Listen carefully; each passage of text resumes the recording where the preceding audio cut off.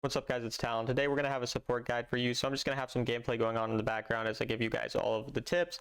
If you don't know, I'm a rank 5 sovereign autofill player, so I kind of play all the roles and have pretty good info on all the roles. So today I'm going to provide you guys with a support guide talking about the different types of champions that you can play, how to play, when your ADC is not doing very well, how to lane, matchups, all these types of things. So let's get right into it. Okay, so in terms of champions, there's kind of 3 types of champions. There's tanks, there's enchanters, and then there's kind of more like the mage carry support type of champions. So a lot of the tanks generally are champs like Nautilus, like Thresh, Leona, Alistar. These champions are usually not quite as strong in the lane phase. At least they don't have as good poke in the lane phase. They're more about all-inning, but they're often really good for team fights when you don't have other frontline on your team and you kind of need someone, to be that tanky engaged champion. A lot of times it feels easier to carry in solo queue with these tankier champions because you have more agency to determine what happens when your team goes in, stuff like that. Whereas enchanters, they're a lot more focused on kind of playing around a carry. So for example, if you're duo with a really good ADC player, then playing an enchanter often is going to let them carry a lot harder. But if you don't have a very good support or ADC player, playing these enchanters is going to be a lot harder. These enchanters obviously usually have range and they're really good at buffing teammates. So again, they're really good at playing around, an individual carry on your team and kind of saving people's lives. But these tank supports are going to be able to kind of make more engages, be more aggressive. They're going to be more risky to play, but they have higher upside and generally are better, in my opinion, for kind of solo queue. And then when you're playing the duo queue is when these enchanters are often more valuable to play. And then kind of the last section of champions is more of these mages like Lux, for example, brand support, these types of things. And I don't really recommend playing these most of the time. However, in certain scenarios, for example, in a game where you have you're in a lower elo and you can't trust your teammates quite as much, it's not going to be as bad to try to go for playing these more carry champions because oftentimes, when you're in, say, plat, gold, emerald, it's going to be harder to rely on your teammates when you're playing an enchanter or playing a tank champion. So these types of mages are typically going to be more champs that you might want to pick in lower elos, but the higher you go, the more you're going to want to stick to more enchanters or tank supports. And so then for combinations of champions, which types of champs work with what? So oftentimes these engaged supports are going to like really aggressive ADCs in lane. So for example, playing stuff like Thresh or Nautilus with a Draven or with a Lucian, with a Varus, with these champions who are more aggressive, who have CC that can also help, follow up on the engages. These types of champs are typically going to be the best ones to play with those more aggressive champions. So again, oftentimes playing those engaged champs with more aggressive ADCs who have higher damage and better early game. And then playing these enchanters is usually really good with hyper carries late game because, for example, stuff like Lulu Tristana, Lulu Vayne, all of these types of champs, Yuumi with these types of champs as well, will typically allow the hyper carries to carry a lot harder. Whereas, if you're playing Yuumi with a really aggressive early game champion, well, that's not going to work super well because the early game on those types of enchanters is not going to have as much upside in terms of all-inning and going in really, all-inning early game, going really aggressive. It's going to be more about scaling up and kind of surviving until the later parts of the game. And then these mages are often going to be ones that work well with poke champions. So like Lux is going to work well with Caitlyn, for example. Morgana is another mage support that works with Caitlyn. Varus goes well with some of these champs again because of that kind of poke in lane with those mages, allows you to really win that lane very hard through poke. So that's typically going to be like the common types of champs you're going to want to, be in your duo lane with in terms of the draft. It's all situational and certain champions have certain matchups that obviously work better. So it's all situational, but that's kind of going to be a general thing that's going to be good to keep in mind when you're thinking about what champ you want to draft in a specific scenario. Okay, so now moving on to the lane phase and some of the most important parts about laning. So the first really important thing to keep in mind is that in duo lane, playing for level 2 is immensely important. So typically the first minion of the second minion wave will give you level 2, and so making sure as soon as that minion wave is coming that you're immediately auto attacking it, trying to get that level 2 as fast as possible, and then using that advantage to try to go really aggressive and win an early trade when you have that level diff is extremely important. It's much more important than in other lanes because not only are you getting level 2, but so is your ADC, meaning that you're having 2 people both with a level advantage, which is what makes it even more important than in other lanes. So alongside playing around the level diff, it's extremely important to stay on a horizontal line with your ADC. So basically, if your ADC is, going up and playing more aggressively, then you need to be going up with them and playing aggressively as well, and vice versa. It's really important to make sure that you're getting autos in at the same time as your ADC, even when your ADC is, not merely making the best decisions and going up at kind of a bad and inopportune time. It's still important to follow up on that Obviously, you have to make sure that you're not going to die as well when they're going forward, but if you go forward, it's going to make them more likely to not be targeted solely by both of the enemies. It's going to mean that you can get some damage on the enemy when your ADC is making kind of not a great play. So just generally make sure that you're staying on a horizontal line as much as possible with your ADC while still making sure that you're not too close so that you're not getting CC'd, you know, obviously, or hit by splash damage. But just generally staying on a horizontal line and playing around that level 2 advantage are some of the most important parts of lane phase. And then after that, it's also really important to make sure that you time your aggression based on your jungler's pathing. So pay attention to where your jungler is rotating to. If they're, you know, clearing camps close by you and you know that they're probably going to be able to come for a gank, well, then you might want to start trading more aggressively, pinging, you know, engage, trying to get your ADC to go up as well. And of course, on the other hand, you know, if your jungler is on the opposite side of the map and you suspect that their jungler is nearby, well then of course in that situation, you're going to want to, you know, play a bit more passively, maybe let them push the wave and just kind of chill for a little bit. So that's going to be another very important thing about lane phase. Okay, and then one of the most common questions that I get asked on support is, what do I do when my ADC sucks? And that's the great thing about support compared to playing ADC, is that when your ADC sucks, you can leave them. Now, obviously, you don't want to just leave your ADC just because they make one bad player because you fall down a little bit, but oftentimes say that, you know, you lose your lane early and your ADC is making a lot of dumb plays and, you know, maybe they're even being toxic. You kind of realize this is not going to work out. In a scenario like this, you got to find whoever your strong point is on the map and try playing around them to the best of your ability. So maybe your jungler got a decent early gank off on the other side of the lane and now your top and jungle, they're a little bit ahead. Well, then you can start roaming towards there on certain timers, looking for, you know, potential ganks to help your team and get them further ahead. And even if then your ADC falls further behind, at least you're going to have some strong point on the map. And so again, it's also going to be important to understand kind of timers of when you can roam. So for example, if you just cleared the minion wave as soon as it got towards your bot lane with your ADC, you're going to have a lot of time to then recall and then roam, because now there's not going to be a wave there for a little bit. And so you can use that timer to take a roam and try to play around someone who's stronger. You can also make sure that your roams are based kind of around your jungle pathing. So for example, if you want to leave your ADC but your jungler is currently on your side of the map, wait an extra wave, don't leave your ADC yet, push that next wave while your jungler is still there in case your jungler possibly looks for a gank, then take a recall after that when your jungler ends up leaving and going towards the other side of the map. And now that your jungler is on the other side of the map, you can look for the roam then, because now you're having a roam that's going to work not only your jungler, but also your top laner. So again, just make sure for your roams that, one, you're trying to push the wave out before you do roam so that you at least buy your ADC a little bit of time. Only really leave your ADC when they end up not doing well, or when you have a really strong point on the map that you want to, you know, play towards and facilitate. And try to make sure that your roams are based more around your jungle's pathing as well to create even better advantages, rather than it just being you solely going there without anyone else helping you.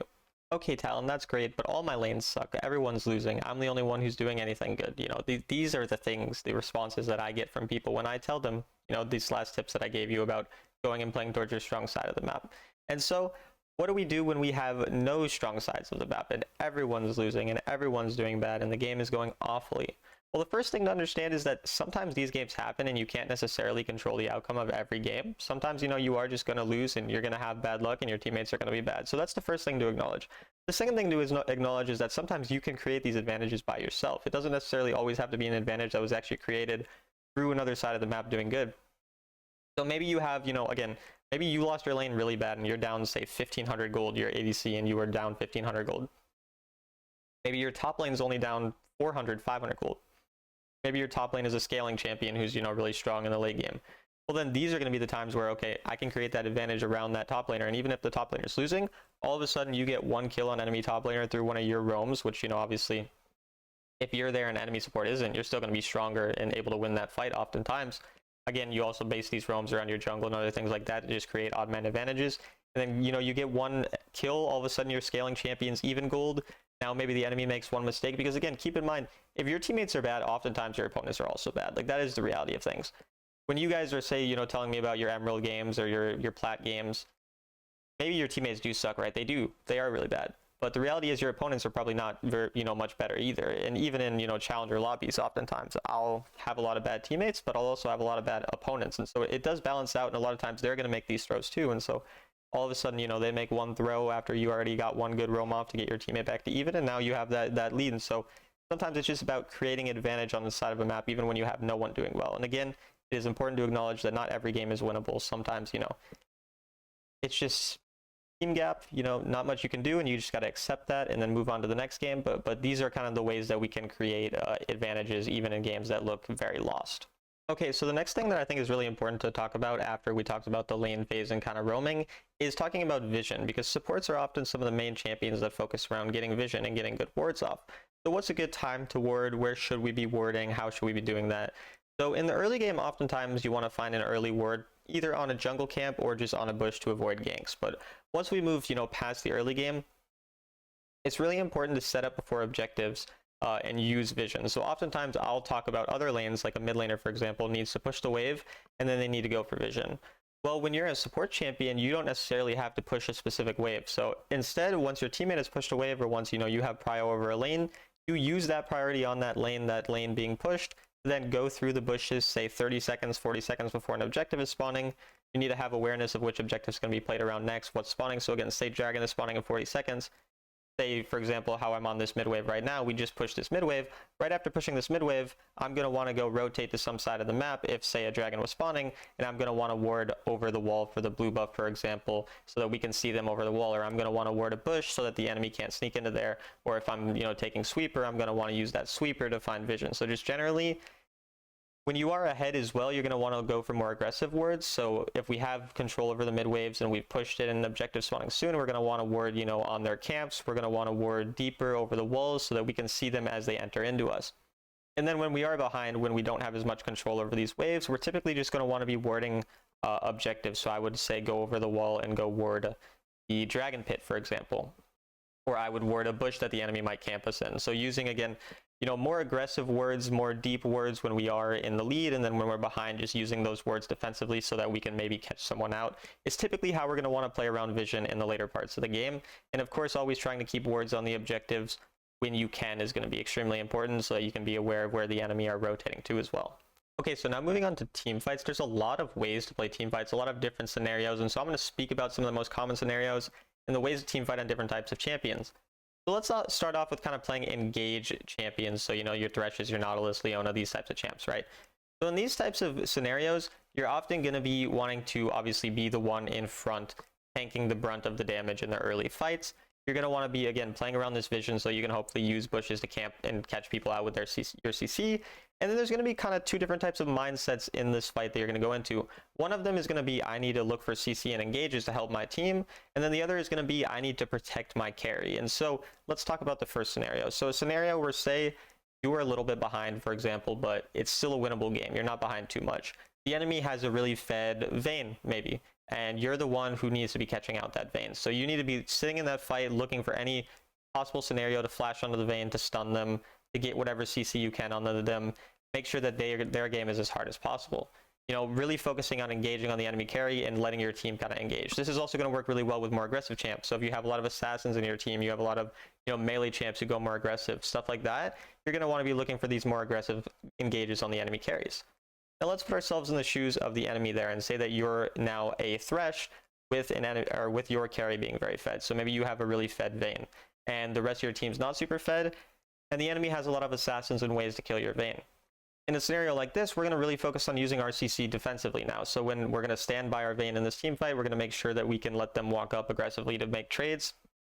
And then whenever the enemy CCs them, you're going to keep track of what spells the enemy could use. For example, maybe Talon could ultimate. Well, I'm going to try to, you know, predict the Talon ultimate when I see him use his thing, and then I'm going to try to predict where he is invisible, so that I can help my teammates. Or I'm going to use a control word to find the Evelyn so that my teammate doesn't die. Or I'm going to, you know, basically use my CC to kind of defend my teammate when they're really fed. So those are the kind of two different mindsets that we have on tank supports. There's of course a lot of nuance to team fights. There's always, you know, unique scenarios, and it's important to identify those unique scenarios and adapt to whatever situation you're in. But those are typically going to be the two main types of things that you're going to have to deal with. And then you have enchanters, and so enchanters are going to play a lot more, you know, back in the team fights. They're going to be in the mindset more often, that second mindset we spoke about on the tanks, which is going to be peeling for your carry. Most enchanters don't really have the ability to make super aggressive engages, and so that's not typically what you're going to be looking for. You're more often going to be looking for, again, peeling for your teammate. Often you're going to grab Veil Enchant, which is going to allow you to keep track of the enemy CC and then try to, you know, use that spell shield to protect your carry. You're going to make sure that you're not caught, because if you get caught early as an enchanter, that means that you're losing a ton of value, because your value doesn't really come from PC and from, you know, being really aggressive. Your value comes from surviving for a long period of time so you can get as many buffs on your teammates as possible. So these champs are going to be playing a lot safer in fights, going to be playing a lot further back and just focusing on buffing their main teammates and then keeping track of enemy CC to use their important abilities and shields and whatever to protect your teammates and save their lives. And then you kind of have the mages, and these are the last ones, and these are going to play a lot more like you know, a mid laner or an ADC would play a fight, where you're going to be sitting more back, letting your team make the engages, trying to get as much damage and poke off as possible in team fights, making sure that you burst down the enemy carry when they go in, but letting the enemy more engage on you and just going for poke, and then, you know, playing around, you know, once you have that one-shot potential on those mages to then possibly try to get a pick on someone. But these champs are going to be playing a lot more just like what we call front to back, which is just going to be using your spells kind of on whoever shows up around you. So those are going to be kind of the different ways to play team fights as different types of champions. And again, I always want to emphasize there's a lot of nuance to every situation. You're not playing every team fight the exact same, but these are just some of the common ways that you're going to want to play. Okay, so a lot of the things we talked about currently are like the main, most important things I would feel like for a support to be good at. But now I'm going to speak about some like smaller things that still do matter for sure. And the first is going to be itemization. And so alongside the itemization, it's really important to itemize kind of in a more supportive way based on who the enemy carry is. So oftentimes, whoever the biggest threats in the enemy are is how you're going to itemize. For example, on a tank champion, if they have, say, a really fed, you know, Aatrox, you're going to make sure that you need anti-heal, for example. But if the enemy Vayne is the one who's really fed, well, then you need Frozen Heart because you need to make sure that their game is hard as possible. So your itemization often being based around how to, you know, shut down the enemy carry in the best way possible is going to sometimes be more important than building the best resistances for the game. So maybe the enemy has 2 AP champions, but the 2 AP champions are the ones who are playing the worst.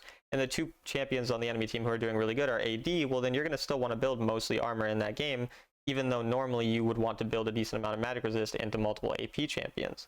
Now, again, in the same type of mindset as team fights, where when you have a really fed carry, you might want to build something like Protector's Vow to save your carry when your carry is getting targeted really heavily by assassins.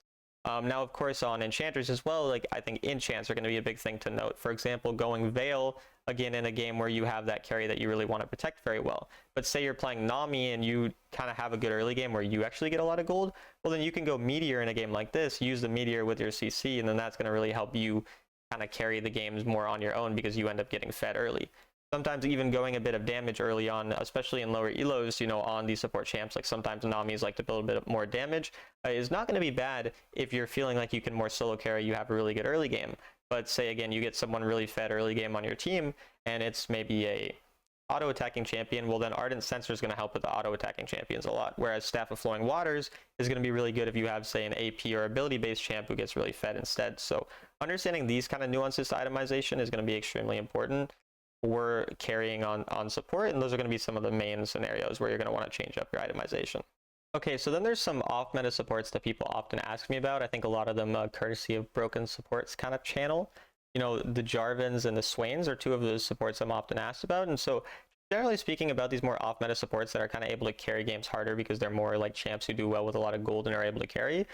Speaking on those types of champs, I don't necessarily think that they're theoretically the strongest champs to play. Like in my opinion, Thresh, Nautilus, these more like typical supports have better hits based around support just based on the fact that they have kind of overall better CC, they're more supportive, they're better in that type of way.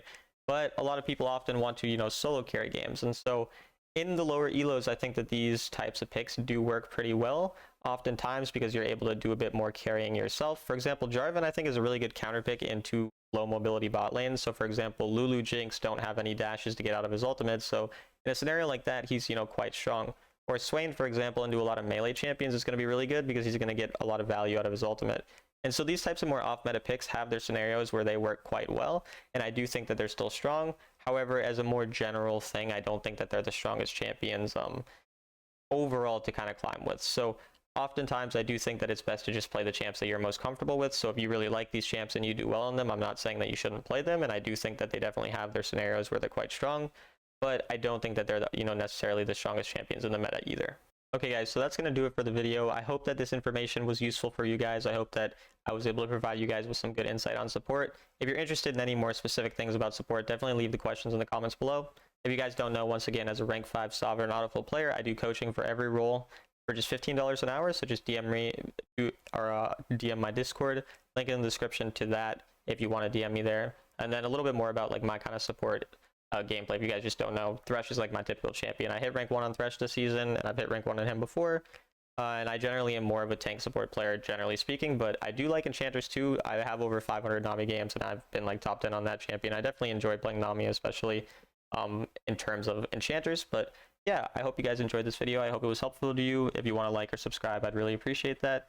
And I'll see you guys in the next video.